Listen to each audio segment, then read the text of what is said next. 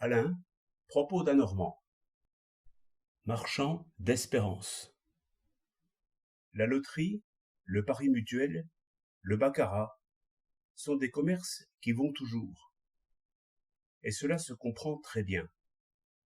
Pour la plupart des hommes, le présent est médiocre, l'avenir est plat.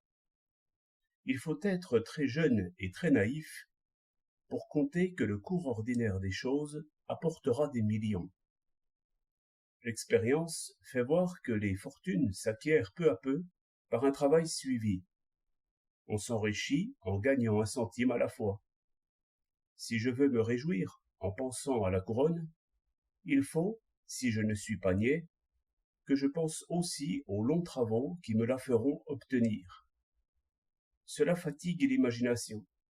Ces joies à venir ne me donnent que du souci pour le présent. C'est pourquoi on voudrait croire aux fées, aux miracles et aux millions qui tombent du ciel.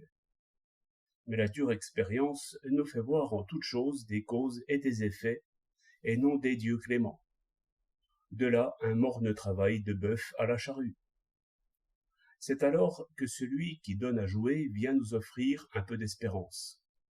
Non pas une espérance pour les rêveurs, mais une espérance très positive, fondée sur l'égalité des chances, et confirmée par l'expérience. Il ne s'agit plus ici de recevoir selon le travail que l'on donne. Non, un faible travail, représenté par votre mise, peut vous donner d'immenses profits.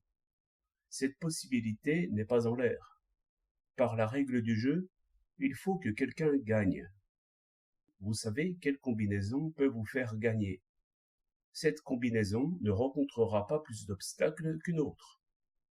Du reste, on cite des gens qui ont gagné. Me voilà donc, pourvu que je mise, en possession d'une espérance raisonnable.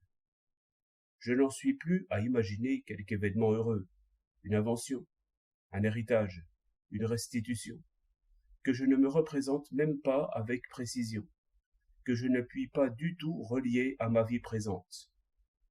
Tout au contraire, je vois très bien le chemin par où peut m'arriver la fortune. Je me vois, lisant les journaux, reconnaissant le numéro de mon billet, courant à la banque, et rentrant chez moi avec un carnet de chèques. Plus j'y songe, plus ces événements me paraissent possibles. N'ai-je pas mon billet dans ma poche? Ainsi, quoique l'événement soit incertain, du moins mon espérance est bien réelle. Et, même si je perds, je n'ai pas tout perdu. Voilà pourquoi les marchands d'espérance feront toujours de bonnes affaires. 3 mars 1908.